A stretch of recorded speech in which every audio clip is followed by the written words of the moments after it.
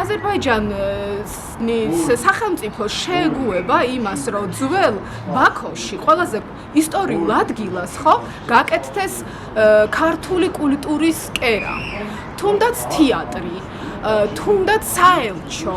Tbilisinin mərkəzində Abanu Tubani adlanan ərazidə Heydər Əliyev Mədəniyyət Mərkəzinin tikintisi planlaşdırılır. Bunun üçün də etirazlarına baxmayaraq 5 ailə əmlakından məhrum ediləcək. Bu barədə qərar Gürcüstanın İqtisadiyyat Naziri tərəfindən imzalanıb. რამდენად შეეგუება ეგ უსამართლობაა. ანუ ჩვენ გვესმის ურთიერთობა ორმხრივი. სად როდესაც თქვა ბაღი ზუსტად გამსახურდია სახელობის ბაღი არსებობდა სკვერი გადაკეთდა ალიევის სახელობის სკვერად. ეგეთი რაღაცა გაკეთდება ბაქოში, რომ აი მილიონი და ვილები, კერძო ვილები რო შემოგთავაზოთ, ხო? არ გავალთ აქიდან. იცით რატომ? და ჩვენ წინაპრების ისტორიას ვიცავთ აქ. საქართველოს მოქალაქე აგერ რომელიც მეხუთე საუკუნეა რაც ცხოვრობს აქ და გერმანიიდან ჩამოვედიო მეო და ჩემ ფესვებს არ დავტოვე.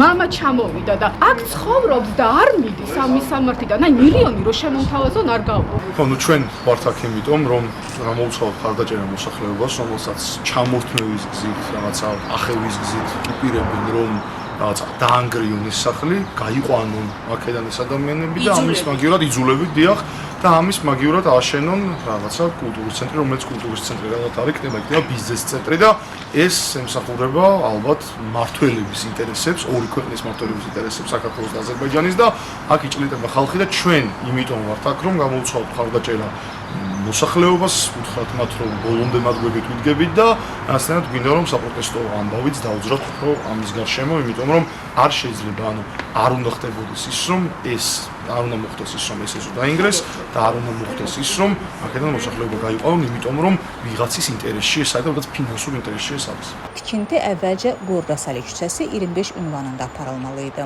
Lakin sonradan ərazinin kifayət etmədiyi müəyyənləşib və layihəyə 2 əlavə yaşayış sahəsinin daxil edilməsi qərarı alınıb. Sahələrdən biri artıq dövlət tərəfindən alınıb.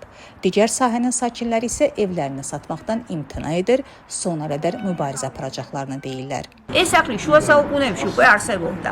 ხა ძველ თბილისის რუკებზე ეს სახლი არის, ყველგან ფიქსირდება აბსოლუტურად და ეს არის ქართული კულტურის კერა. ესე იგი, მე საქართველოში ქართული კულტურის პრიორიტეტი კი არ არის, აზერბაიჯანული კულტურის პრიორიტეტია. და მე ესე იგი საქართველოში ქართულ მიწაზე ქართული კულტურა იჩაგრება აზერბაიჯანული კულტურის გამო. ჩვენ უბრალოდ ვითხოვთ ძალიან მარტივად, რომ მოიძებნოს ნეიტრალური ტერიტორია, სადაც უნდა აშენდეს ეს აზერბაიჯანული ცენტრი. ეს ორმხრივ მეგობრობას, ორ ხალხს შორის მეგობრობას, რატო რაღაც ჩრდილს აყენებს საუკუნოვანს შეიძლება ამის არ დაივიწყებს არა საქართველოს. არ გავდივართ ჩვენ ამ ეზოდან, არ გავდივართ. ეს სახლი არის წითელ ზოლში, ანუ აქ მოსახლეებმა, ვინც აქ ცხოვრობდით, შევიძინეთ ეს მიწა, ანუ მიწა ჩვენია და მინდა გითხრათ, რომ 13 ოჯახი, რომელიც გავიდა, ის არის დროებით შემოსახლებული ოჯახები. ჩვენ ვინც დავჭით 10 ოჯახი ვართ ძირძველი მოსახლეობა. მე მაგალითად უკვე 50 წელია აქ ვცხოვრობ. ასე რომ მე დავდით პროტესტს ბოლომდე ნანგრევებში დავრჩები და აქედან არ გავალ. იცოდეს მთავრობა ჭყალებში პატივისცემასაც კი არ იმსახურებს ალიევი. Əslən Raxdan olan Darika Papaşvili 40 ildir bu ərazidə yaşayır və evini tərk etmək istəmir. Onun sözlərinə görə elə həmin ərazidə yerləşən Azərbaycan səfirliyinin tikintisi zamanı evi zərər görüb. Təmir vədi verilsə də bu günə qədər heç bir iş görülməyib. Remont elanda məni ev neylədi, necə deyim, söküldülər, mənə aldatdılar, deyini qorxmadı. Mən sizə qurdandan sonra mən özü remont eləcəyəm. 11-12 il getdi, mənə heç kim gəlmədi, heç nə demədi. Onun üçün məni ürəyim ağrıyır. Azerlər gələndə mən həmişə onlara kömək eləyirəm. Pasostlara girəndə.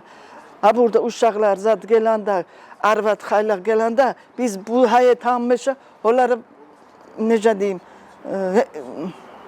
kömək eləyirlər. Amma gəldilər deyir çıx. Niyə mən gedim Sudiyə? Niyə yalvarayım bunlara? Məni